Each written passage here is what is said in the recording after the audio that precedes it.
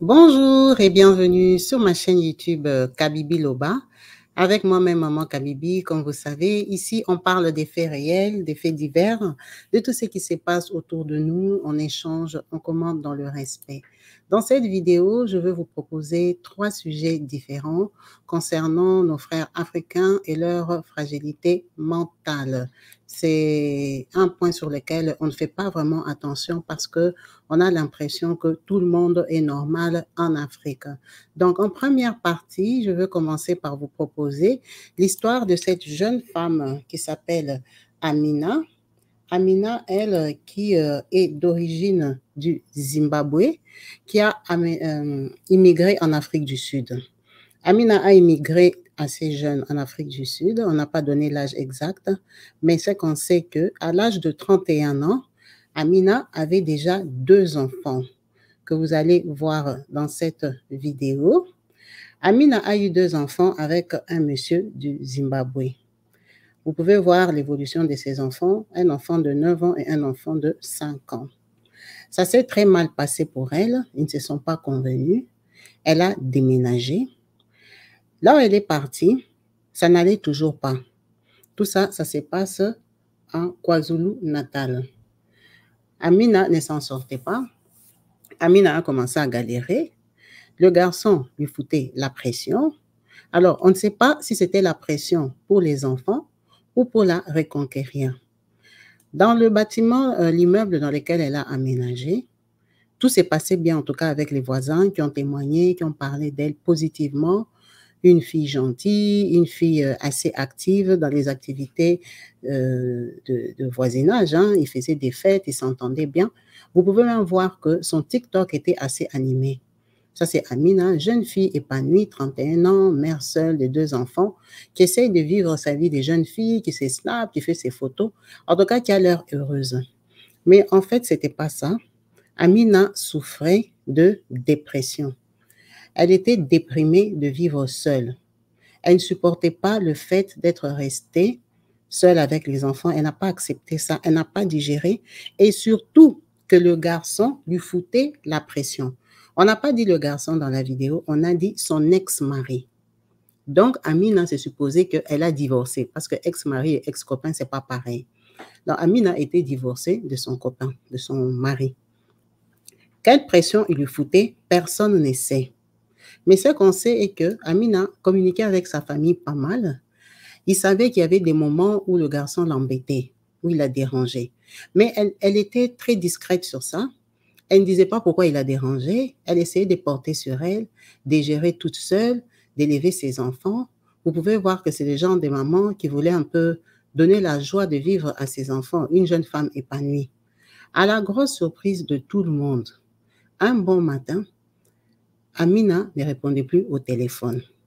Les gens ont commencé à s'inquiéter, les gens qui la suivent sur les réseaux, sur ses statuts. C'est une fille assez active, 1 jour, 2 jours, 3 jours. Ben, sa famille commence à s'inquiéter. Ils délèguent des personnes pour aller voir qu'est-ce qui se passe chez Amina. Elle ne répond pas au téléphone et tout ça, on n'a pas de nouvelles.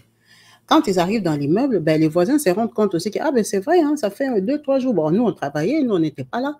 On ne l'a pas vue, on ne sait pas ce qui se passe chez elle. C'est vrai qu'on ne l'a pas vue. Alors, Amina ici a été retrouvée 3 jours ou 4 jours après sa disparition sur les réseaux sociaux, décédée dans sa maison avec ses 2 enfants. Pourquoi?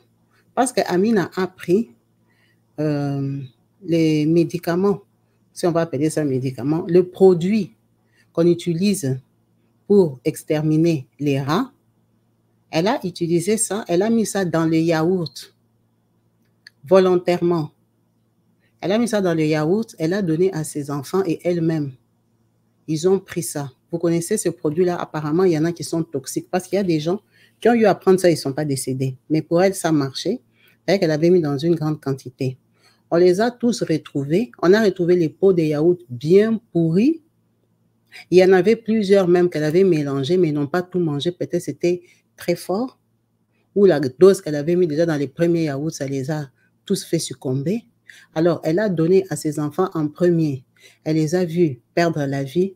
On ne sait pas parce qu'on ne l'a pas vu. On les a tous retrouvés dans le même état après avoir consommé les yaourts qu'elle-même, elle a piégés avec un produit nocif. C'est terrible parce que quand vous regardez cette jeune fille que vous voyez en vidéo, elle est très belle. Elle a l'air épanouie. Elle fait ses vidéos. Elle est moderne en fait. Qui peut penser que dans cet état-là, elle peut être capable de faire ça? C'est comme ça que tout le monde repart maintenant sur ses statuts. En fait, le jour où elle est passée à l'action, elle a écrit à sa famille, « Je suis désolée de le faire, mais je suis fatiguée de tout ça. » Elle est fatiguée de quoi? On ne sait pas. Au père de ses enfants, elle a écrit, « Ma mort est dans tes mains. » Sur un de ses profils Facebook, elle a écrit, « S'il m'arrive quelque chose, ça sera le père de mes enfants. Ne cherchez pas loin. » Alors, ce qu'elle avait posté sur son Facebook, ça n'avait pas inquiété ses amis plus que ça. Parce que, vous savez, aujourd'hui, les femmes postent n'importe quoi. Les gens postent, ah, si on m'a quitté, et tout ça, si mon mari a fait comme ça, c'est la rivalité, et tout ça. Les gens mettent n'importe quoi parce que peut-être en ce moment-là, ils sont déprimés, ou ils sont sous pression, ou ils viennent de se prendre la tête et tout ça. Ils viennent poster n'importe quoi sur les réseaux sociaux. Mais or, elle, quand elle a posté ça, elle était sérieuse. Elle disait, ah, s'il m'arrive quelque chose, ça sera le père de mes enfants, ne cherchez pas loin. Ben, ce sont des pics parce que les gens peut-être savaient qu'ils étaient divorcés. C'est des choses, bon, elle habite déjà chez elle, le gars, il est resté seul et tout. Les gens écrivent n'importe quoi. Donc, on vient retrouver ça sur ces réseaux. En fait, Amina, c'est comme si elle a dit au revoir aux gens. Ça a choqué le voisinage parce que c'était une fille gay. Elle participait vraiment dans les activités de l'immeuble. Quand il fallait faire un barbecue, elle était vraiment là, elle va acheter le charbon et tout ça, vraiment. Le genre de filles qu'on ne peut même pas imaginer qu'elle porte des fardeaux comme ça dans son cœur, qu'elle n'arrive pas à partager. Ces fardeaux-là, c'était quoi? On ne saura jamais parce qu'Amina n'a pas laissé vraiment une lettre explicite dans laquelle elle dit pourquoi elle a décidé de ôter la vie à ses enfants. Regardez sa petite fille-là. Je crois qu'elle venait de finir l'école maternelle. Elle passait à l'école primaire. On lui a fait une petite graduation. Elle est bien habillée, robe de princesse comme les petites filles aiment, ses petits escarpins et tout ça. Mais pourquoi une maman aussi jeune peut passer à l'acte? 31 ans. Les Africaines maintenant ont l'esprit suicidaire. 31 ans, avec tout ce qu'il y a comme coach sur les réseaux sociaux, les encouragements. Aujourd'hui, sur TikTok, partout, les gens peuvent trouver des conseils pour leur donner la force d'avancer. Ça, ce sont des filles qui sont connectées, ce sont des filles qui regardent, mais apparemment, quand on parle, les gens ne prennent pas conscience, les gens s'en foutent. En fait, quand ils sombrent dans l'ère de pression, ils oublient tout. Ils oublient tout. C'est terrible et c'est triste. C'est triste surtout quand on n'est pas croyant du tout. Quand on ne pratique pas la religion, on peut arriver à des très fortes dépressions. C'est vrai qu'on traverse des temps très difficiles. Tout le monde n'a pas les mêmes capacités de surmonter aux problèmes. La séparation pour elle a été très dure. Vivre seule avec les enfants, c'est pas évident. C'est pas tout le monde qui est prédisposé ou était préparé à élever les enfants seuls. Mais c'est quand même incroyable de réagir comme ça parce que déjà, on n'est pas éternel. Quand tu te maries avec quelqu'un, tu n'as aucune garantie que vous allez finir la vie ensemble parce que l'un de vous déjà peut mourir. Alors, comment toi, tu peux dire que tu n'étais pas capable ou tu ne te sentais pas capable d'élever les enfants seuls? Mais ton conjoint ou ta conjointe peut décéder, donc tu vas rester seul. Alors, dire que moi, je ne saurais pas, moi, je ne peux pas supporter, moi, je trouve ça un peu faux et égoïste parce que dans la vie, tout peut arriver. Tu peux avoir un handicap, tu peux avoir une maladie incurable, tu peux avoir un accident. Tout peut arriver, en fait. Tu ne peux pas dire que toi, dans ta vie, tu ne pouvais pas vivre telle autre situation. Parce que les gens qui le vivent ne l'ont pas choisi non plus. Aujourd'hui, avec la modernité, combien de couples se séparent? Combien de gens se séparent? Le divorce des années 2000, et c'est à la mode en fait. C'est comme si c'était normal. Ce n'est pas choquant. À l'époque, les femmes africaines, pour dire que je suis divorcée, c'était une honte. C'était comme si donc la femme, tu es légère, on t'a chassé du mariage. Mais aujourd'hui, ce n'est pas scandaleux. Les femmes seules, il y en a plein partout, c'est à la mode. En fait, on s'en fout même que tu sois seule ou pas. Être maman solo, c'est devenu même classe, pour ne pas dire le mot. Alors qu'une femme de 31 ans ne supporte pas la pression, c'était quel genre de pression? Et c'est quoi cet égoïsme? Même si le monsieur lui foutait la pression pour prendre les enfants. Mais quand tu fais les enfants avec quelqu'un que tu acceptes même qui t'épouse, c'est que tu l'aimais, c'est que tu le trouvais capable, tu le trouvais responsable, tu pensais qu'il pouvait assurer.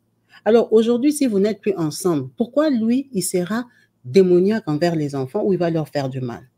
C'est que tu avais fait un mauvais choix.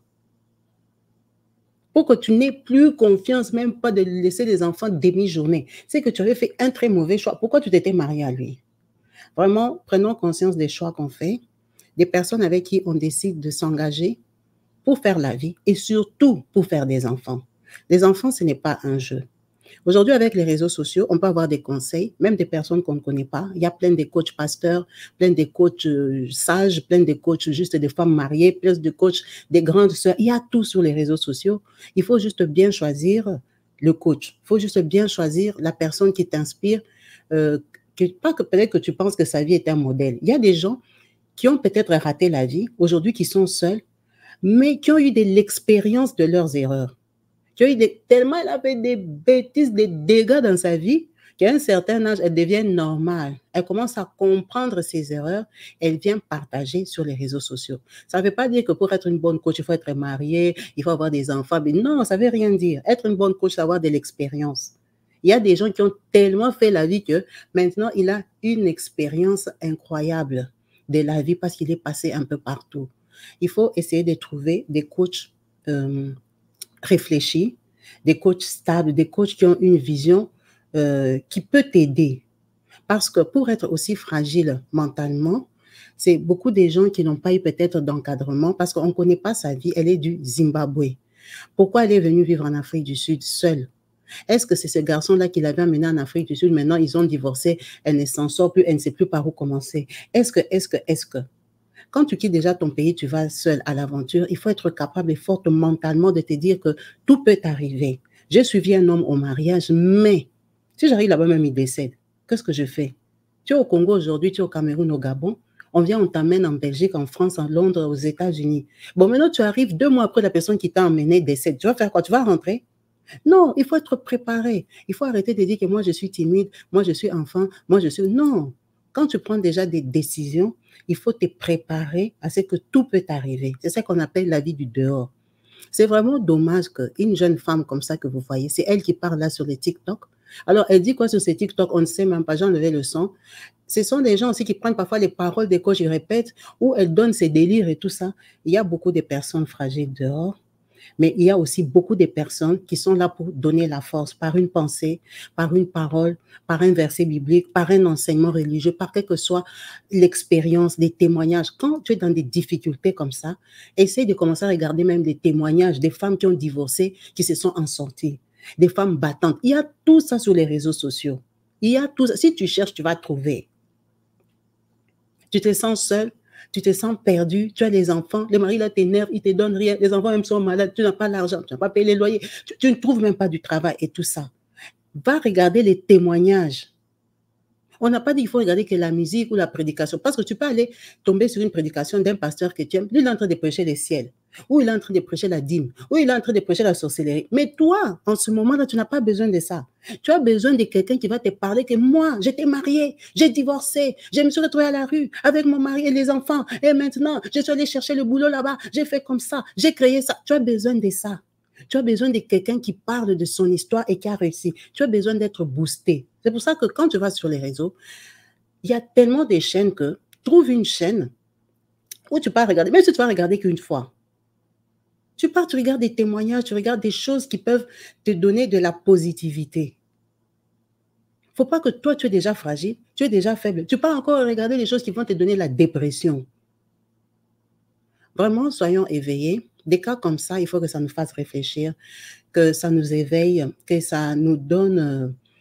En fait, c'est pas héroïque ce qu'elle a fait. C'est être lâche. Bon, être lâche, c'est peut-être méchant de le dire. Elle était faible. Et nous, dans notre culture africaine, on ne croit pas trop à la faiblesse mentale, santé mentale.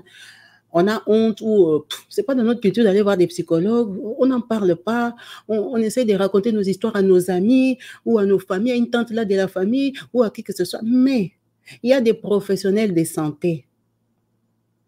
Il faut que ça entre dans notre mentalité. Il y a des professionnels de santé. Tu parles t'asseoir là, tu plais, tu dis vraiment les types là, il m'a quitté, maintenant les enfants là, même l'enfant là, même lui ressemble et tout ça. Tu t'évites là-bas. Elle va te dire des choses, elle va te toucher des points sensibles, elle va te réveiller, elle va réveiller ta colère, elle va t'expliquer ce qui t'arrive. Ça va te guérir. Si les gens font des études pour ça, ce n'est pas pour rien.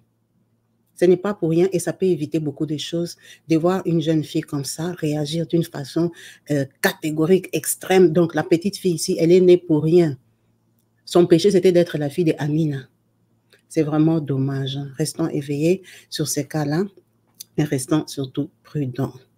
Donc, on va passer à la deuxième histoire que j'ai jugé bon de partager avec vous. Pour cette fille, elle s'appelle Rachel.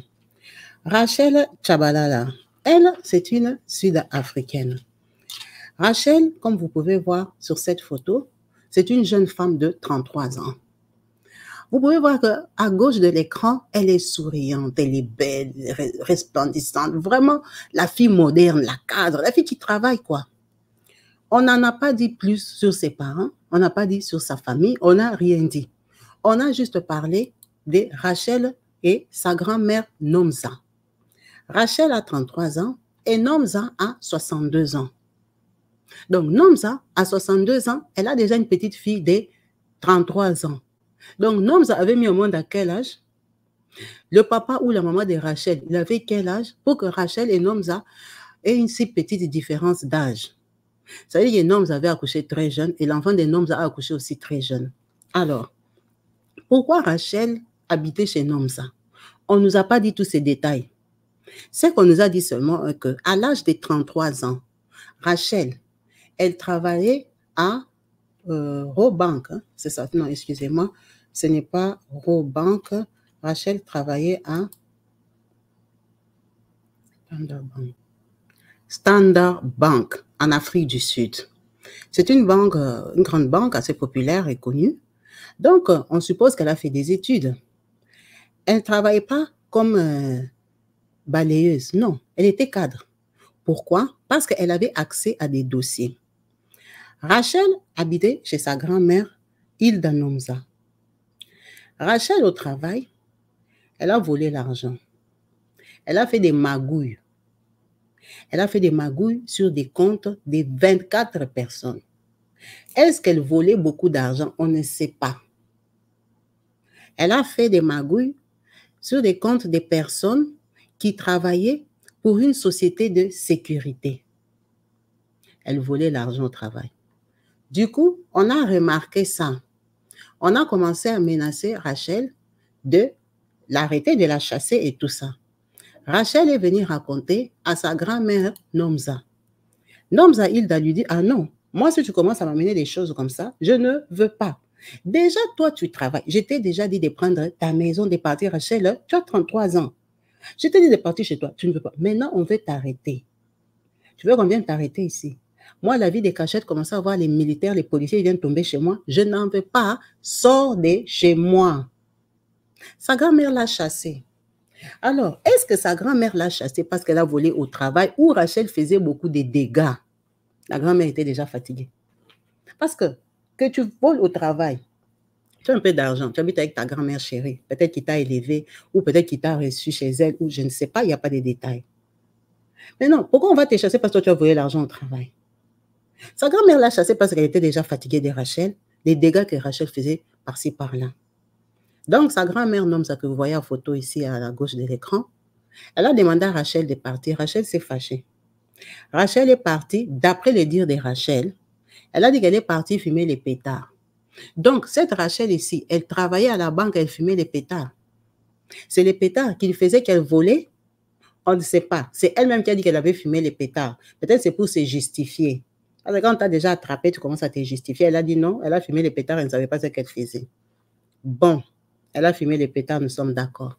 Quand elle a fumé ses pétards, elle est rentrée chez eux. Elle a attrapé Nomza, ici sa grand-mère, donné des coups. Nomza a 62 ans, c'est pas vieux, vous pouvez même voir qu'elle n'est pas vieille. Elle avait encore la vie devant elle. Nomza est tombée. Rachel l'a achevée. Quand elle achève Nomza, elle se rend compte que ce que j'ai fait, c'est dégâts. Rachel part. Elle creuse derrière. Nomza est propriétaire. Hein? Elle creuse un trou derrière chez Nomza. Elle part aimer Nomza ici, sa grand-mère, chez qui elle habite. Elle enterre Nomza, elle brûle Nomza. Elle la brûle comme elle peut et tout ça pour que les voisins ne sachent pas et tout. Elle termine de brûler Nomza. Comme elle est déjà dans les trous, Rachel ferme bien les trous. Elle a fini sa mission. Rachel rentre et continue sa vie. Maintenant, la malchance de Rachel est que, malgré qu'elle a fait ça, on est quand même venu l'arrêter. On l'a arrêtée. Quand on l'arrête et tout ça, oh madame, tu as volé, tu es au procès et tout, Rachel a les problèmes. Ça veut dire que chez Nomza, il n'y a plus personne. La famille se rend compte que Nomza, on ne la voit plus. Nomza a disparu. Rachel, on l'a déjà arrêtée. La famille de Nomza ici, la mamie, commence à chercher leur sœur. Ils ne la trouvent pas. Rachel est au cachot. Elle est arrêtée. OK, qu'est-ce qu'on va faire? Comme Nomza n'est plus là, la maison est restée comme ça. Ça commence à tirer en longueur, 1 mois, 2 mois. On va mettre la maison de Nomza en location. Parce qu'ils vont faire comment Nomza est porté disparu. Ils sont allés déclarer à la police, Nomza, on ne la voit plus et tout ça. Ils ont dit non, comme on voulait arrêter sa petite fille, peut-être qu'elle a déjà fui. Ah, elle a fui, aucun contact. OK, aucun contact. Ils ont mis la maison de Nomza en location. C'est maintenant le nouveau locataire, premier locataire qui part habiter chez Nomza, qui décide de nettoyer la maison. Quand il nettoie, des voisins aussi curieux, il nettoie, il dit, ah, ici, je vais planter des épinards. Les voisins parlent, il dit, je vais bouger un peu la terre ici pour... Les voisins vont bouger comme ça, les voisins vont voir que la terre ici est un genre de terre, en tout cas, que moi, je ne comprends pas. Je suis habitué à faire les jardins, mais ça, c'est bizarre. Les voisins vont creuser, vont trouver Nomza. On va retrouver le corps de Nomza enterré par sa propre petite fille, Rachel, par le locataire. Bon, lui, le locataire, quand il retrouve, il ne sait pas que c'est Nomza. Mais Nomza, on est en train de la chercher. Donc, il appelle les forces de l'ordre et tout ça, police scientifique et tout ça. On vient, on va regarder. Effectivement, c'est Nomza. À ce moment-là, Rachel est déjà arrêtée pour vol à la banque. Mais on ne l'a pas encore jugée. Elle va encore juger, ce n'est pas pressé. Il y a beaucoup de crimes en Afrique du Sud. Bof. Qu'elle aille s'asseoir d'abord là-bas. Elle va expliquer comment elle avait volé l'argent des 24 personnes et qu'est-ce qu'elle en a fait. Rachel a sa grosse surprise. Elle est déjà derrière les barreaux. On vient lui informer qu'on a retrouvé Nomza. Rachel veut s'étonner. Elle a dit, la façon que les résultats sont sortis, cette dame a été attaquée. Elle a eu des coups, elle a eu des comme ça, elle a eu des comme ça. Rachel, ça doit être toi. On a commencé à faire des recherches, mais Rachel avait déjà craqué en prison. Elle était dépassée parce qu'elle elle se croyait très intelligente, très maligne. Elle ne pouvait pas penser qu'on pouvait l'arrêter. Imaginez un peu, elle était cadre à la banque. Les gens qui sont à la banque sont intelligents, non? Donc, Rachel, elle dit, oh non, elle avait fumé les pétards. C'est pour ça qu'elle a fait ça. Elle raconte toute l'histoire que je vous ai racontée. C'est Rachel qui a raconté que, oh non, ça m'avait chassé. Maintenant, I'm sorry. Je ne sais pas pourquoi j'ai fait ça. Patati patata. Elle s'est expliqué qu'elle n'avait pas tous ses sens. Elle avait fumé les pétards. Elle était stressée. Elle était pourchassée. Elle sentait qu'on voulait l'arrêter au travail. Maintenant, sa grand-mère, au lieu d'être de son côté, elle aussi, elle vient encore lui infliger des problèmes. Oh, je vais te chasser de la maison. Maintenant, elle allait habiter où? Elle pensait qu'elle allait trouver le loyer. Comment? Donc, Rachel a commencé à se justifier. Les juges étaient tellement étonné qu'il a dit, pour les vols, la banque, je te condamne à 25 ans de prison pour avoir volé l'argent. C'est trop. Bon, je ne sais pas combien elle a volé, mais 25 ans de prison parce que tu as volé au travail. C'est trop comme condamnation. Mais maintenant, pour les décès, pour ce que tu as fait à ta grand-mère, tu habitais chez elle, juste parce que tu as demandé de partir de chez elle. Toi, tu as 33 ans, tu es adulte, tu travailles à la banque. Donc, pour toi, c'était vraiment c'était impossible de partir de chez elle. En tout cas, pour ta grand-mère, tu prends à vie. Tu prends à vie. Comme elle est debout là, on lui a dit qu'elle prend à vie. Plus 25 ans. Donc, elle va faire déjà 25 ans de vol. Quand ça termine, ça devient à vie. Quelle méchanceté. Ta grand-mère n'avait que 62 ans. Donc, elle a acheté sa maison. Elle ne pouvait pas décider qui pouvait habiter dans sa maison. Toi, tu es une voleuse. Pourquoi il allait vivre avec une voleuse? Il y a des gens qui ont des principes dans leur vie. Ils n'acceptent pas n'importe quoi. Déjà, tu es logé. Tu travailles à la banque. Tu pars encore voler. Tu veux lui ramener des problèmes. Non, ça c'est un droit auquel elle n'avait pas. Les juges là étaient indignés. Rachel ici a été condamnée à 25 ans de prison. À la fin de ces 25 ans, sa condamnation sera à vie. Alors moi, je ne sais pas si vous pensez qu'elle le mérite ou les juges auraient pu lui donner un autre 25 ans pour sa grand-mère. Comme ça, elle va réfléchir en prison. Après, elle va sortir. Donc, même si on lui avait donné 50 ans de prison pour les deux faits, Rachel a déjà 33 ans. Donc, elle allait sortir à 83 ans. C'est déjà aussi trop tard. Il y a des Alzheimer déjà à 83 ans. Après avoir passé 50 ans en prison, je crois que sa tête sera déjà capote. Donc, je pense que Rachel, vraiment, elle va rester là-bas. Elle n'aura plus de problèmes d'argent. Ça, c'est sûr, en prison, il n'y a pas de problème d'argent. J'habite seulement. C'est son triste sort. Vraiment, apprenons à nous contenter. C'est vrai que travailler à la banque, ça ne fait pas de toi un riche. C'est pas parce que tu travailles à la banque que tu es riche. Il y a des gens qui travaillent à la banque qui sont découverts. Ne soyez pas impressionnés par leur veste là qu'ils portent, les manières qu'ils font là. Il y a des banquiers, tu ne vas pas comprendre pourquoi ton conseiller a un mauvais cœur. Ton conseiller ne veut même pas t'aider parce que le conseiller là n'a pas l'argent. Le conseiller là, il est pauvre. Le conseiller a les dettes qui le dépassent, mais il est conseiller. Ce sont des êtres humains comme nous. Parce que dès qu'il enlève sa veste, il sort du bureau là. C'est un être humain, un citoyen. Il connaît toutes les stratégies pour prendre l'argent à la banque. Il a déjà utilisé ça. Il a déjà tellement pris l'argent à la banque qu'il est super endetté. Lui-même, le conseiller. Maintenant, le conseiller va te donner l'argent. Pourquoi? Il va te donner quel conseil?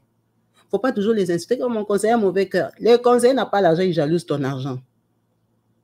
Surtout quand il sait que toi, tu n'as pas fait d'études, tu fais un petit boulot. Il y a des gens qui font les ménages. Tellement il fait les ménages, il gagne beaucoup d'argent. Le conseiller est jaloux. Il y a des gens qui travaillent à la banque, là, on les paye 2000 €, 1800 €. Mais il fait tellement de fiers. Il est dans les bureaux, il tape l'ordinateur. Tu vas croire qu'il est savant. Tu peux même croire qu'il gagne comme il gagne que 2000 €. Maintenant, quand il vient te voir, toi, tu es une femme de chambre courageuse. Tu travailles ici, tu travailles ménage, tu travailles le soir, tu gardes les enfants, tu fais tout. Tout l'argent là, quand on te paye, ça tombe sur ton compte. Le conseiller regarde comme ça, 2700, 3000 €. Le cœur du conseiller gonfle. Il se dit, mais c'est pas possible. Moi, je m'appelle Marine. Elle s'appelle Aminata. Elle s'appelle Kabongo. Elle s'appelle je ne sais pas quoi. Comment elle peut gagner beaucoup d'argent comme ça plus que moi? Le conseiller déjà te fait la jalousie. Toi, tu ne comprends pas. Le conseiller a les dettes. Il ne va pas t'aider, ce conseiller-là. Il ne va jamais rien te proposer. C'est toi qui vas commencer à prendre à partir de tes copines, des amis que, oh, moi, ma banque, on m'a donné comme ça. Quand tu viens demander au conseiller, hein, il faut remplir les conditions, hein, il faut faire comme ça, hein, il faut faire comme ça. Parce que le conseiller jalouse ton argent, le conseiller endetté. Vous voyez une banquière qui vole à la banque. Pourquoi elle vole? On l'a payée, non? Elle manipule l'argent tous les jours et il compte seulement l'argent des gens. Pourquoi elle a volé? Parce qu'elle n'en avait pas. C'est quoi son rythme de vie? C'est quoi son train de vie? Parce qu'eux, ils ont des belles voitures. Quand ils arrivent à la banque, là, ils garent, ils descendent, ils sont bien habillés. Peut-être qu'ils se font même la concurrence des vêtements, on ne sait pas. Des parfums, des ongles, comment tu présentes, la chevelure. Leur apparence leur coûte cher. Il y a des conseillers qui sont foirés. Il y a des conseillers qui ne sont pas crédibles. Il ne faut pas croire parce que c'est lui ton conseiller. Il y a des conseillers qui ne sont pas crédibles. Il a mal pris les crédits, lui-même n'arrive plus à rembourser. En plein été comme ça, les autres vont en vacances. Lui, il est obligé de rester travailler. Parce que tellement il a les dettes. Il a déjà tout épuisé. Il préfère même travailler, même heure sup. Les autres partent, moi, je vais vous remplacer. Il faut faire très attention. Il faut faire très attention. C'est son triste sort. On va passer à la troisième histoire. Alors, cette histoire, ça concerne deux hommes. Sibanda et Charles Aluku. Sibanda, c'est un monsieur d'origine du Zimbabwe. Alors, cette image a été publiée, je ne sais pas si c'est une illustration ou c'est vraiment lui, mais c'est accompagné de son histoire. Je suppose que Sibanda, c'est le monsieur qui est menotté. Et à côté, c'est le policier, mais l'image, elle a été publiée comme ça. Monsieur Sibanda, ici, est un monsieur du Zimbabwe qui habite en Afrique du Sud toujours. Aujourd'hui, on est chez eux. Alors, monsieur Sibanda a rencontré monsieur Charles Aluku, qui est un Nigérian. Niger, de Lagos. Bon, il n'est pas de Lagos, mais il est du Nigeria. Il a rencontré sur son lieu de travail. Il travaille dans une boutique. Dans un magasin, on n'a pas dit un magasin de quoi, mais il travaille dans une surface. Alors, ils ont sympathisé, ou ils se connaissaient, ou Sibanda allait dans ce magasin-là. Pourquoi? Je ne sais pas. Mais ils se sont connus sur les lieux de travail de Charles Aluko. Sibanda dit à Charles Aluko que lui, il est plombier. Il est plombier, moi je fais tout, moi vraiment je me débrouille, moi. OK. C'est comme ça qu'un jour, Charles, chez lui, il y a un problème de fuite d'eau. Charles n'a pas une assurance. Charles ne veut pas appeler les sociétés, là. Vous voyez les sociétés, là, quand vous les appelez. Oh, il y a l'eau qui ne coupe pas chez moi, ça coule. Ils vont vous demander beaucoup d'argent, hein, juste pour venir arranger les robinets. 200 €. Il a dit non. Moi, je vais chercher au noir. Ici, en Afrique du Sud, beaucoup de gens galèrent, mais ils ont les métiers dans les mains. Mais Sibanda, toi, tu m'avais dit que tu es plombier. Oh oui. OK. J'ai un problème d'eau chez moi. Ce n'est pas l'eau coule ou ça, la facture d'eau. Vraiment, j'ai peur. Viens m'aider. Tu prends combien? Oh non, moi, les déplacements, plus la main-d'œuvre, la façon que tu m'as expliqué là, peut-être il faudra acheter une pièce, mais je viens sur le terrain, je vois, et puis s'il faut acheter une pièce, je vais te dire et tout et tout. Mais en tout cas, la façon que tu m'expliques là, tu vas me donner 20 000 rand. 20 000 rand, je ne sais même pas c'est combien d'euros. 20 000 rand là, non, pardon, 22 000 rand, il va lui donner. Parce que 2 000 rand, c'était pour son transport. OK. Charles Aluko accepte. Quand Sibanda arrive, il répare le robinet. Il répare en tout cas le problème d'eau qu'il y avait dans la maison de Charles. Maintenant, Sibanda a réparé ça, peut-être en 3 minutes, 4 minutes. Il a se montré, papa, il a touché, paf, il a dit c'est bon, c'est réparé. Maintenant, Charles lui dit, ah bon, on ne va pas acheter la pièce. Il dit, non, on n'a pas besoin d'acheter la pièce. Il fallait juste que je fasse. Il y avait vraiment un circuit là. Je fais comme si, je fais comme ça. Charles maintenant décide que non. En fait, il n'y avait même pas un problème. Il fallait peut-être juste resserrer un boulon. Ça, c'est Charles dans sa tête qui réfléchit comme ça. Parce que Sibanda a fait ça en 2-3 minutes. Donc, Charles lui donne 15 000 rands au lieu de 22 000 rands. Parce que Sibanda n'a pas traîné, Sibanda a arrangé ça en 2-3 minutes. Oh, Sibanda lui dit, Charles, comment tu me donnes 15 000 rands? Moi, je me suis déplacée, je suis venue et tout ça, chez toi, c'est loin et tout et tout. On s'était convenu 22 000 rands. Oh non, il n'y avait même pas de panne. Peut-être tu as serré seulement un boulot. Regarde, tu as fini seulement maintenant. En tout cas, 15 000 rands, ça suffit. Sibanda dit non, mon vieux. Ça ne marche pas comme ça. C'est les affaires, c'est le travail. D'ailleurs, si tu avais acheté une pièce, je n'allais pas te demander 22 000 rands. J'allais augmenter. En tout cas, moi, je n'ai pas d'autre argent à te donner. Prends 15 000. Il a dit, je ne prends pas 15 000. Prends 15 000. Ils ont commencé bataille, bagarre. Sibanda était très fâché. Double patte. Il a pris seulement les instruments là qu'il était venu avec pour arranger l'eau. Il a tapé ça à Charles sur la tête. Charles, coup direct, chaos technique par terre. Charles a perdu la vie. Quand il perd la vie là, il énerve encore Sibanda. Sibanda est très fâché. C'est comme ça que Sibanda décide de découper Charles. D'où est venue cette idée-là? Je ne sais pas. Sibanda était entré dans un trou noir. Folie. Il était fâché. Franchement, la différence entre 15 000 rands et 22 000 rands, ça fait que 7 000 rands.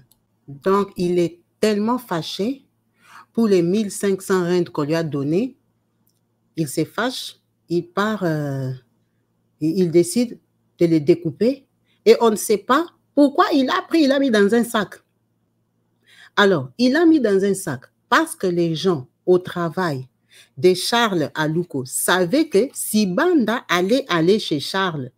Ils avaient pris rendez-vous au magasin devant tout le monde. Donc, pour ne pas laisser des traces que lui n'était pas venu, qu'il n'avait pas vu Charles, il a découpé Charles, il l'a mis dans un sac pour partir avec le sac. Il a nettoyé la scène des crimes. Maintenant, Sibanda a porté les sacs qu'il a trouvés dans la maison de Charles. Il sort avec, il part à l'arrêt des bus. Charles habite dans un bon quartier résidentiel. Quand ils arrivent là-bas, il se met debout à l'arrêt des bus. Il commence à attendre les bus. Il attend les bus. Les mouches commencent à suivre Sibanda. Sibanda ne comprend pas. Il regarde, le bus de 14h10 n'est pas passé. Comment ça? Sibanda arrête, il reste encore, le bus de 14h25 n'est pas passé. Comment ça, il n'y a pas de bus? Le problème, c'était quoi?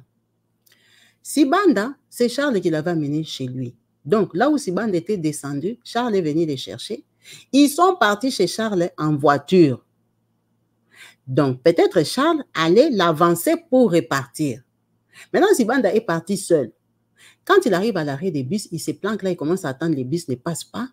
C'est les forces de l'ordre qui viennent passer.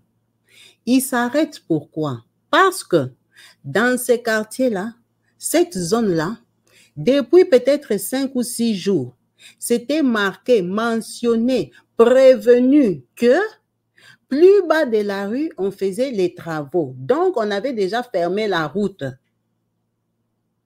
On a déjà fermé la route, le bus ne va pas passer. Personne ne va passer là-bas, à part les résidents. Les gens qui habitent là-bas, qui passent en voiture. Donc, une personne normale, que ce soit un employé de maison et tout ça, tout le monde sait qu'il n'y a pas les bus qui vont passer là-bas. C'était déjà marqué, c'était déjà prévenu. La route est fermée déjà. Avant même l'arrêt, la route est fermée. Mais lui, comme il était venu en voiture, il ne savait pas que la route est fermée. Donc, lui, il est debout à l'arrêt des bus. Du coup, les policiers sont étonnés de voir que, oh, il y a quelqu'un qui est ici. Comment tu peux te mettre debout à l'arrêt des bus? Si tu es à l'arrêt des bus, c'est que tu étais venu en bus. Or, tu ne peux pas être venu en bus parce que les bus ne passent pas ici. Pour te mettre debout à un arrêt des bus que toi, tu ne connais pas, tu étais arrivé dans cet endroit-là comment? Si tu étais venu en bus, le bus ne t'aurait pas déposé là. Parce que la route est fermée depuis 1 semaine ou 2. C'est comme ça que les forces de l'ordre viennent s'arrêter. Bonjour, bonjour. Oh, toi, tu attends les bus. Il dit oui. Il dit, mais toi, tu ne sais pas que les bus ne vont pas passer ici parce que la route est fermée. Tu n'es pas au courant. Oh non, je ne suis pas au courant. Tu es venu ici comment? Comment quelqu'un de ces quartiers peut te dire d'aller prendre les bus là-bas pendant qu'il sait qu'il n'y a pas la route? Vous voyez là où ça a attiré l'attention des policiers. Mais personne ne peut te dire de venir ici. Tous les gens qui habitent ici savent que leur route est fermée. Ah bon? Donc, toi, tu es arrivé ici comment? Maintenant, Sibanda, il est obligé de dire qu'on m'avait amené. Maintenant, qui t'avait amené? La personne qui est dans les sacs. C'est comme ça que les forces de l'ordre descendent. Maintenant, quand ils descendent, ils voient les mouches qui sont en train de suivre Sibanda. Qui t'avait amené ici? Oh, j'étais venu, parce que quelqu'un qui habite dans ces coins ne peut pas te dire de prendre le bus ici, la route est fermée. Oh, j'étais venu, je connaissais quelqu'un là, j'étais venu chez lui. Maintenant, ça doit devenir maintenant un mensonge non prévu. Or, ces gens-là, les policiers, ils savaient que Sibanda ne peut pas habiter dans ces quartiers-là. Ça se voyait par son accoutrement, comment il était. C'est quelqu'un qui, en tout cas, il ne peut pas habiter là-bas. Donc, il commence à lui poser des questions. Maintenant, la personne qui t'avait amené ici, il t'a amené en voiture. Oh oui, c'est qui? Oh, c'est un patron qui habite en bas de l'arrêt. À quel numéro? Mais il ne peut pas donner le nom et le numéro de Charles à Loukou, parce que si on parle là-bas, on va trouver que lui vient de nettoyer. Sibanda commence à bégayer. Maintenant, les policiers disent, les mouches ici te suivent. Pourquoi? Hey, vous connaissez ce qu'on appelle la malchance. Il a dit que lui ne sait pas. Qu'est-ce qu'il y a dans ton sac? Oh, ce sont mes histoires. Ce sont tes histoires que quoi? Ouvre les sacs. Quand on dit à Sibanda d'ouvrir les sacs, Sibanda commence à regarder les sacs. Il regarde les policiers. Oh, les policiers se sont bien intéressés. Ouvre les sacs, on veut voir tes affaires. Nous sommes les forces de l'ordre, on a besoin de savoir qu'est-ce que toi tu portes. Et puis les mouches te suivent comme ça. Bientôt, même les fourmis rouges aussi vont arriver sur toi. Ouvre. Oh, vous-même ouvrez. Quand les policiers veulent se baisser pour vous, Sibanda avait fui, double patte, pas. On a attrapé Sibanda, on ouvre comme ça. Attacher la tête de Charles à Loukou, le corps de Charles. Ça, les policiers étaient étonnés. Donc, Sibanda lui-même aussi, il était étonné qu'on l'ait arrêté. Donc, il n'a même pas compris comment on l'a arrêté. D'abord, il est du Zimbabwe. Toutes les forces de l'ordre de l'Afrique du Sud sont des voleurs. Et il pensait même qu'il avait volé quelque chose. Il ne pensait pas trouver quelqu'un dedans. Il ne pensait pas trouver quelqu'un dans les sacs de Sibanda. Ah! Toi, tu te promènes avec un corps. C'est comme ça qu'on l'arrête et tout ça. C'est là qu'il part raconter son histoire de 2200 euros. 2200 rentes. Excusez-moi, je vous ai dit 22 000 rentes. C'est 2200 rentes. Il va expliquer son histoire des 2200 reins. Lui, il était parti. Maintenant, lui, les Charles, là, c'est un escroc. Il a l'argent, il travaille au magasin. Maintenant, lui, comment il peut lui donner 15 000? Maintenant, s'il a réparé en 2 minutes, c'est son travail et tout, et tout, et tout. Maintenant, lui, il était fâché. C'est dans la bagarre. C'était un accident. Maintenant, papa, un accident. Quand toi, tu te bats avec quelqu'un, tu vois que la personne tombe, il ne bouge plus. C'est un accident. Tu n'appelles pas les secours. Parce que quand c'est un accident, tu prends conscience directement, tu regrettes. Oh mon Dieu, qu'est-ce qui se passe? Tu vas appeler même les pompiers, tu vas appeler même l'ambulance. Venez d'abord voir, il est tombé, il ne se réveille pas. Toi, tu ne remarques pas que c'est un accident. La personne ne bouge plus. Toi, tu décides maintenant de le découper. Et maintenant, tu décides de prendre le sac. Tu partages le sac. Donc, toi, tu avais l'intention de monter avec le sac ici dans les bus. Même les policiers n'en revenaient pas. Ils disaient, M. Banda, toi, tu as le sang-froid. Comment tu peux faire un truc comme ça? C'est le sort triste de Sibanda. On ne l'a pas encore condamné. En tout cas, je n'ai pas vu l'article de condamnation. Sibanda a été arrêté. Sibanda a beaucoup regretté. Il a beaucoup regretté. Et ce qui est grave est qu'on l'a retrouvé avec les 15 000 dans sa poche. Parce que Charles lui avait montré que 15 000, il n'avait pas d'autre argent en main. Donc, il a pris et les 15 000 et le corps de Charles. C'est terrible. Quand quelque chose doit t'arriver, ça va seulement t'arriver. Il aurait dû seulement le laisser par terre là-bas fuir. Mais les gens savaient qu'il était passé là-bas. En fait, il était seulement mal barré. Il y a des gens qui sont malhonnêtes. Des gens comme des Charles Alouko là. Ils sont malhonnêtes. Ça se passe beaucoup. Quelqu'un t'appelle, viens chez moi, viens me coiffer. Tu viens la coiffer, oh, je te donne 50 €. Tu arrives, tu la coiffes vite, tu la coiffes bien. Ou tu la coiffes et dis, oh, ce n'est pas joli, prends 30 €. Oh, mais comment tu me donnes 30 €? Ce n'est pas joli comment? Il y a beaucoup de gens qui ont des caractères comme ça, des mauvais comportements. Viens garder mon enfant pour moi. Tu viens garder l'enfant, oh, je te donne 20 €. Quand il arrive le soir, je n'ai pas l'argent, prends seulement les 15 € là. Prends seulement les 10 € là, ça fait quoi? Toi aussi pour 5 €. Arrêtez des comportements comme ça, d'être malhonnête. Vous voyez Charles Alouko, il en a payé de sa vie. Il a payé de sa vie. Il y a des gens qui ne supportent pas. Peut-être qu'il avait un autre business. Il avait un autre endroit où il pouvait gagner son argent. Toi, tu lui as fait rater cet endroit-là. Il n'est pas parti parce qu'il est venu pour te servir, toi. Maintenant, il arrive, toi, tu commences à changer. Si tu ne veux pas donner ton argent aux gens, ne demande pas aussi des services. Ça ne marche pas avec tout le monde. Il y a des gens qu'on appelle petits mais costauds. Tu les vois tous maigrichons là, tout petits. S'ils te donnent un coup de colère, tu vas regretter, tu vas t'étonner. Parce que quand quelqu'un est dans le désespoir, tu ne connais pas ce qui s'est passé dans sa tête. Tu ne connais même pas sa vie. Peut-être qu'il a des problèmes d'amour affectif. Peut-être qu'il a des problèmes dans sa famille. Peut-être. Toi, tu ne sais pas. Toi, tu le connais seulement, vous dites bonjour. Tous ces gens que je vous ai présentés, est-ce que quand vous les regardez, vous voyez qu'ils ont des problèmes? Ils n'ont pas de problèmes. Ils ont l'air normaux. Donc, il faut faire attention avec les réactions des gens. Quand tu sais que tu es malhonnête, il faut être sûr de toi aussi, que tu es armé, que tu es fort, que toi vraiment. Parce que pour une petite chose, hein, tu peux payer très cher. Ça veut dire que Charles, là, le Nigérian, hein, c'était un malhonnête. C'était quelqu'un sur moi qui roulait. C'était un Nigérian qui faisait les boss, qui escroquait, qui faisait travailler les gens pour rien. Voilà, c'était un monsieur sur moi qui ne gagnait pas bien sa vie. Et il pensait qu'il pouvait faire ça avec tout le monde. Chez Sibanda, ce n'est pas passé. Ce n'est pas passé. Parce que son travail, c'est son travail. Il a arrangé. Toi, tu avais le problème d'eau. On t'a arrangé l'eau.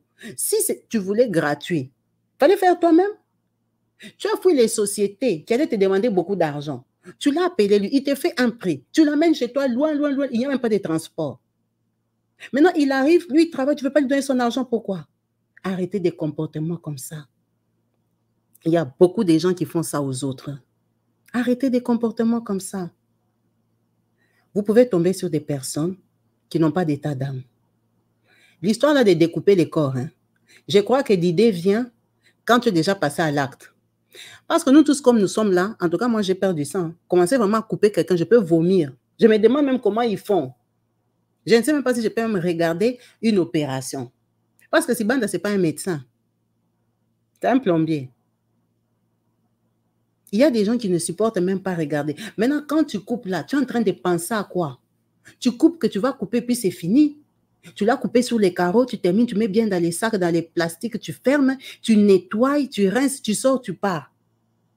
Tout ça là, quand tu es en train de faire dans ta tête, tu penses quoi que, comme je suis partie là comme ça, on ne m'a même pas vu par les voisins, donc c'est propre, hein, mon business a marché. Mais non, la vie ne peut pas être aussi facile que ça. Pourquoi il y a des enquêteurs? Pourquoi il y a des polices criminelles? Pourquoi les gens vont à l'école pour attraper les gens comme toi? Donc, ils étudient pour rester bêtes, moutons. En Afrique du Sud, où il y a les caméras partout à cause de la criminalité. Toi, vraiment, tu penses que tu vas sauter ton sac dans tous les quartiers ici, dans tous les quartiers de Charles. Il n'y a même pas une caméra qui t'a pris. Il faut arrêter de rêver. Il faut rester réveillé. Il faut rester conscient. Il y a des choses qui ne peuvent pas marcher. Il y a des choses qui ne peuvent pas marcher. Donc, le pauvre, non seulement il a travaillé pour rien, il ne va pas bouffer ses 15 000 parce que la police va lui arracher ça. Et il va finir en prison. Même si Charles, c'est un Nigérien. Même si Charles, c'est un escroc. Mais il lui a quand même ôté la vie. Ah ben, sa place, ce n'est plus la liberté. Sa place est en prison. Soyons conséquents. C'est vrai que ce n'est pas facile de maîtriser la colère. Il y a des gens très méchants sur terre qui n'ont pas pitié de t'escroquer. Ils t'escroquent en face et te regardent. Il y a des gens comme ça. Mais apprenons quand même à gérer nos émotions, surtout si on pense aux conséquences. C'est pour ça qu'on dit, avant de sortir le matin, il faut prier. Il faut prier pour apaiser ton esprit parce qu'en vérité, nous tous, on a nos caractères. On a nos colères, on a nos problèmes personnels. Tu peux exploser pour un tout parce que tu as tellement de problèmes. Mais parfois, quand tu pries, tu as quand même le Saint-Esprit qui peut même te doser, qui peut même te rappeler hey, arrête-toi, dose. Quelqu'un vient te chercher des problèmes pour que tu parles, tu l'insultes. Maintenant, la colère de ce que tu avais hier vient ressortir. Tu vas te déchaîner sur la personne d'une façon que même la personne est étonnée que seulement parce que je lui ai dit ça, elle commence à m'insulter comme ça. Mais non, c'est la colère d'hier. C'est la colère du travail, c'est la colère du mari, c'est la colère de la famille, c'est la colère de je ne sais pas quoi. Tu te déchaînes sur la personne. Faites attention. Ne cherchez pas les problèmes avec tout le monde. Soyez un peu honnête. Il aurait même pu dire à Sibanda, Sibanda, vraiment, excuse-moi, prends même 15 000, je vais te donner 7 000 demain au travail. Sibanda, non, je vois que tu as vite fait. Fais-moi un prix, la famille. Tu les doses même un peu. Que lui-même, Sibanda, te dise même qu'au lieu de 2200, donne-moi même 2000. Essaye de garder un peu la relation. Il ne faut pas prendre tout le monde comme des cons, comme des gens qui ne valent rien. Ce n'est pas bien, ce n'est pas honnête.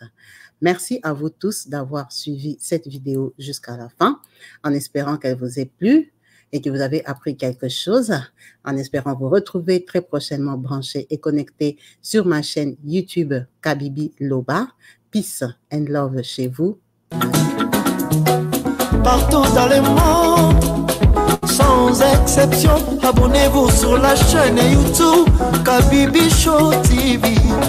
L'information en temps réel, Allez. Oh, partout dans le monde, Bibalete, Kakamoko, c'est Kabibi Show TV. Allez, s'abonner, abonnez-vous massivement, s'abonner, abonnez-vous. Oh, Maman Kabibi, moi si à Mayele, Maman Kabibi, Maman Yama Solo, Maman Kabibi, la chaîne est actuelle, Maman Kabibi, information dans la source, oh, en temps réel, on parle de la réalité, de nos vies et nos parcours que nous traversons chez Maman Kabibi. Nous recevons des conseils, des avis, des qualités. Dans la team Kabibi Show, la team de qualité, c'est la team d'exception.